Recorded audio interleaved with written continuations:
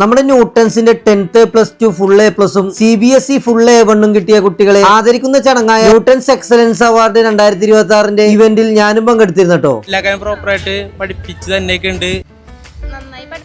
ന്യൂട്ടൺസിലെ നിങ്ങളുടെ favourite teacher ആരാണ്? Sajay sir. പല വിഷയങ്ങൾക്കും ബാക്ക്വേർഡ് ആയിരുന്നു അവൻ.